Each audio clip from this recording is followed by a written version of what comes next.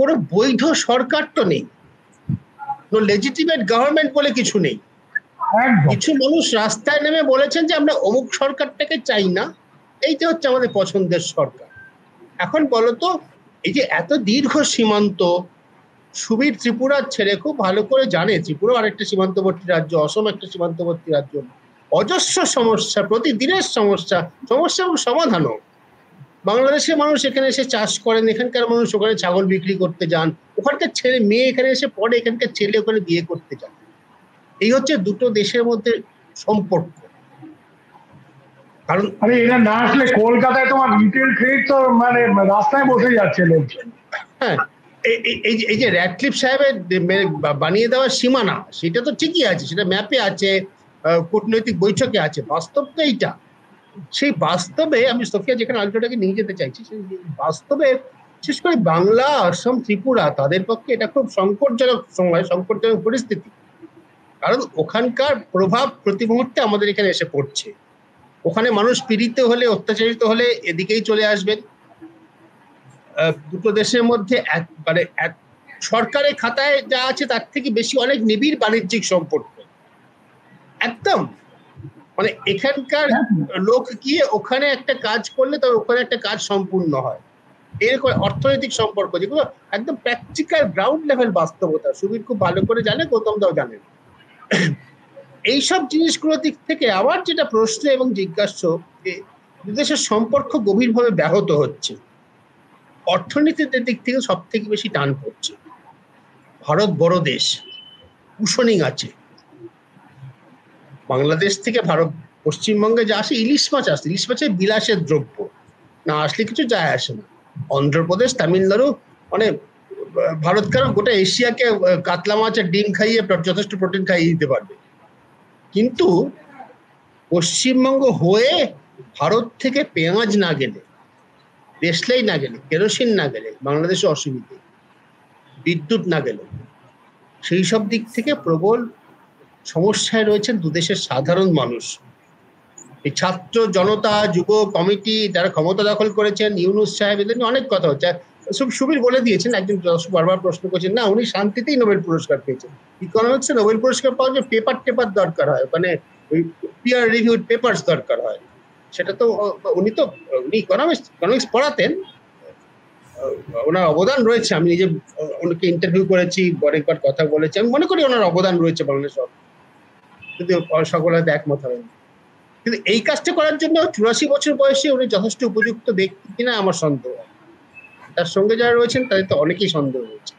কিন্তু আমি আবার ওই সরকারে যাচ্ছি না, কূটনৈতিক সম্পর্ক, বৈঠক, মুখ্যমন্ত্রী, প্রধানমন্ত্রী, এসব এখন যাচ্ছি না। আমি শুধু এইটাতে যেতে চাইছি সোফিয়া, যেটা নিয়ে গৌতম দা এবং সুবীর যদি বলে আর কি, সাধারণ মানুষের পক্ষে, দুদেশের নাগরিকের পক্ষে কতখানি অস্বস্তিকর, কতখানি বেদনাদায়ক, কষ্টকর এই পরিস্থিতি। আমি যেটা বলতে চাই যে বাংলাদেশে কিন্তু সবসময় একটা মানে সাম্প্রদায়িকতা এবং অসাম্প্রদায়ের বিরুদ্ধে এই একটা মেরুকরণ কিন্তু বরাবরই ছিল। একই সঙ্গে যেটা বঙ্গবন্ধু বাংলাদেশ প্রতিষ্ঠার পর থেকে আমরা অতীতে জানতাম বাংলাদেশ সুফি ইসলামের রাষ্ট্র, কিন্তু পরবর্তীকালে ধীরে ধীরে সেখানে কিন্তু ওয়াহাবি ইসলামের প্রভাব বাড়তে থাকে। এই একটা সংঘাতের মধ্যে দিয়ে কিন্তু বাংলাদেশ চলেছে সবসময়। কোন শেখ হাসিনার সময় তার বিরুদ্ধে সরকারের অনেক সমালোচনা করার অনেক বিষয় আছে, নেই যে তা না, কিন্তু সেটার মধ্যে থেকে সবচেয়ে বড় বিষয় যেটা ছিল, তিনি এই উগ্র মৌলবাদীদের কিন্তু নিয়ন্ত্রণ করে রাখতে পেরেছেন। যদিও কিছু কিছু সমঝোতাও করেছিলেন, এমন কিছু অভিযোগ আছে। সেটার থেকে সব থেকে বড় ব্যাপার, এই আজ যারা মুক্ত হয়ে ঘুরে বেড়াচ্ছে, জেল থেকে ছাড়া দিয়ে ঘুরে বেড়াচ্ছে, কিংবা জেল থেকে বেরিয়েছে নির্বিবাদে ঘুরে বেড়াচ্ছে, এদের প্রত্যেককে কিন্তু শেখ হাসিনা সরকার কারাবন্দী করে রেখেছিলেন। এমনকি জামায়াত ইসলামকেও যে নির্বাচনে অংশগ্রহণ করতে, এই জামায়াত ইসলামের সঙ্গে ভারতের জামায়াত ইসলামের পার্থক্য আছে, এবং এরা কোনোদিনই কিন্তু মুক্তিযুদ্ধকে সমর্থন করে, মুক্তিযুদ্ধের বিপক্ষে এই একটা মেরুকরণ সবসময় বাংলাদেশে ছিল। কিন্তু আমি বলছি বাংলাদেশের মুক্তিযুদ্ধে কিন্তু যারা প্রধান বিরোধী দল বিএনপি, তারাও কিন্তু অংশগ্রহণ করেছে, তা নয়, জিয়াউর রহমান অংশগ্রহণ। এবং আরো অনেকে বিএনপি আছেন যারা বিএনপি দলের কিন্তু নেতা। এটা ঘটনা, অস্বীকার করে। বাংলাদেশের ব্যাপারটাকে বোঝার জন্য আমার কাছে যেটা মনে হয়েছে, আমি মোটামুটি যতটুকু উপলব্ধি করেছি যে বহুকাল ধরে একটা চেষ্টা চলছিল কিভাবে বাংলাদেশকে বিরাজনীতিকরণ করা যায়। বিরাজনীতিকরণ করার প্রথম প্রয়াস হয় যখন কুখ্যাত 1/11 বলা হয়ে থাকে।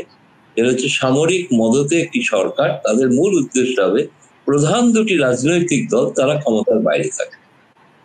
এই প্রয়াসটা -2 বলে পরিচিত। এই তত্ত্বটাকে সমর্থন করতে এটা পশ্চিমী এবং এক ধরনের বাংলাদেশের তথাকথিত সুশীল সমাজ, তারা কিন্তু এটার প্রবক্তা এবং তারা এটা সমর্থন করে।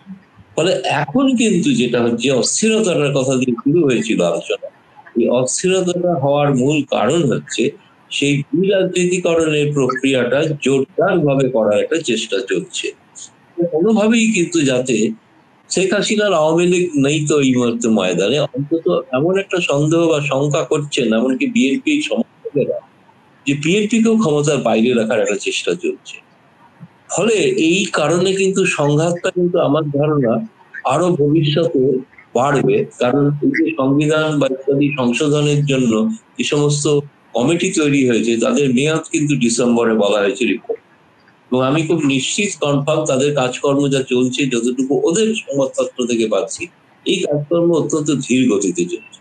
আদতে এই সরকার ক্ষমতা হস্তান্তর করতে চান না বলেই একটা ধারণা কিন্তু তৈরি হচ্ছে বাংলাদেশের মধ্যে, যে কারণে ধীরে ধীরে অলরেডি ডিসেম্বরে কিন্তু বিএনপি ঘোষণা করেছে তারা ময়দানে নামবেন নির্বাচনের দাবিতে।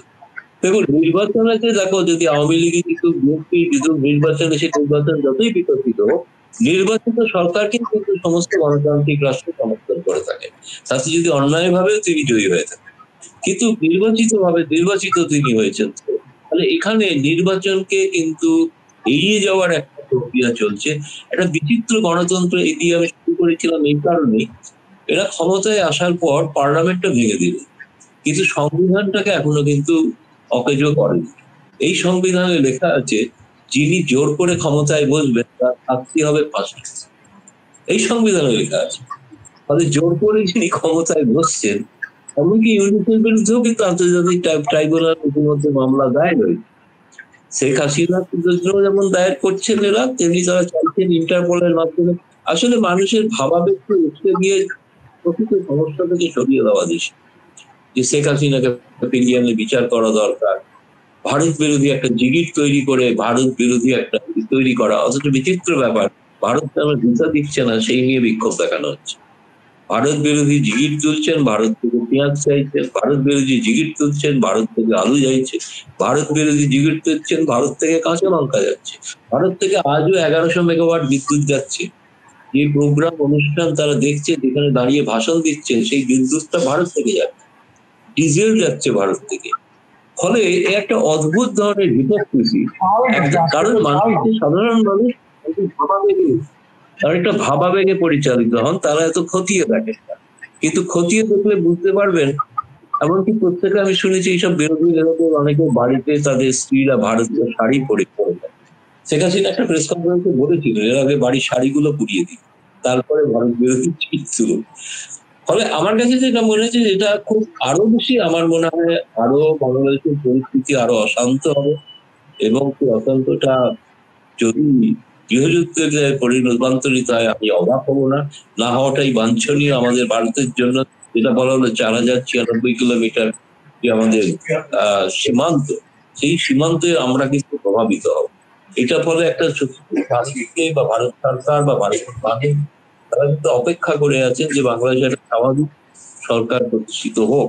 কিন্তু এদের লক্ষ্য হচ্ছে যে কোনো প্রকারের এই -2 ফর্মুলাকে চালু করা। এমনকি যে ইউনূস এই ক্ষমতা নেওয়ার আগে তিনি সাভারে গিয়ে শ্রদ্ধা জানালেন, তিনি কিন্তু মুক্তিযুদ্ধের পর থেকে একদিনও সাভারে যান, একদিনও যান। জামায়াত ইসলামী জীবনে যায়নি সাভারে, যেখানে মুক্তিযুদ্ধের শহীদরা প্রাণ দিয়েছে। এবং একইভাবে আমরা দেখছি কিন্তু ধীরে ধীরে ধীরে ধীরে পাল্টা একটা মানুষের মধ্যে প্রতিরোধ একটা ব্যাপার। এই জন্যই মনে হচ্ছে গৃহযুদ্ধের আশঙ্কা, যে পাল্টা একটা প্রতিরোধ করার একটা প্রয়াস লক্ষ্য করা যাচ্ছে। আওয়ামী লীগ এই প্রথম প্রকাশ্যে ঘোষণা করেছিল তারা গতকাল সভা করবেন, সেই সভাকে বানচাল করার জন্য বাকি বিরোধী দল তারা শর্ট রাস্তা দখল করে রেখে দিয়েছে, ফলে আওয়ামী লীগের সাহস দেখায়নি নামতে। কিন্তু যেখানে যেখানে ক্ষমতা আছে যেখানে যেখানে তারা নামছেন, এমনকি সেখানকার সংখ্যালঘু হিন্দুরা তারা যেভাবে রাস্তায় নেমে আসছেন এবং প্রতিবাদ করছে, চট্টগ্রামে যে ঘটনা ঘটেছে, এগুলো কিন্তু সত্যি সত্যি মানে একটা অস্থির বাংলাদেশ বলেই আমার মনে হচ্ছে। যে বাংলাদেশ 2026 সালে উন্নয়নশীল দেশে রূপান্তরিত হওয়ার কথা ছিল, সেটা বোধহয় এখন বহু বছর পিছিয়ে গেল। আবার বোধহয় স্বল্পোন্নত থেকে ইথিওপিয়া জাতীয় এরকম কোন সাব সাহারান কান্ট্রি দেশের মতো আর্থিক পরিস্থিতিতে চলে যেতে পারে। ফলে সেখানকার মানুষ দলে দলে তখন চাইবে নিম্ন আয়ের দেশ, মানুষ সবসময় চায় উন্নত দেশে, উন্নত আয়ের দেশের মানুষ যেতে। থেকে যেমন পশ্চিমের লোক যেতে চান আইনি পথে বেআইনি পথে, একইভাবে কিন্তু এইসব দেশ থেকে আইনি এবং বেআইনি পথে মানুষ আসতে শুরু করবেন। এখনই আমার কাছে খবর হচ্ছে ইন্টেলিজেন্স সূত্রে যে 1040 মানুষ ভারতে ইতিমধ্যে এসে পৌঁছেছে। তাদের মধ্যে কিন্তু হিন্দুর সংখ্যা অত নয়, 1000ও হবে না। কিন্তু বাকিটা কিন্তু অহিন্দু, মানে মুসলিমরাই বেশি। আওয়ামী লীগের সমর্থক নিঃসন্দেহে তাদের মধ্যে বেশি, বা যারা ব্যবসা বাণিজ্য করেন, ছোটখাটো ব্যবসা করেন, একটু সম্পদশালী হয়েছেন, তারা সকলেই প্রায় পালিয়ে আসতে বাধ্য হয়েছে। এটা কোনো দেশের পক্ষে সম্মানজনক নয়। এবং আরেকটা কথা বলে শেষ করি, এটা তো লজ্জাজনক বিষয় যে বাংলাদেশের সংখ্যালঘু নির্যাতন আমেরিকার রাষ্ট্রপতি নির্বাচনের ইস্যু হয়ে গেছে। এটা কখনো ভাবা যায় না। সেখানকার যার জন্য ট্রাম্প তিনি বলেছিলেন তিনি যদি ক্ষমতায় আসেন তিনি হিন্দুদের উপর অত্যাচার রক্ষার চেষ্টা করবেন। আমেরিকার নির্বাচনে তার জয়ের পেছনে বাংলাদেশের পরোক্ষভাবে একটা নেতিবাচক ভূমিকা কিন্তু রয়ে গেছে।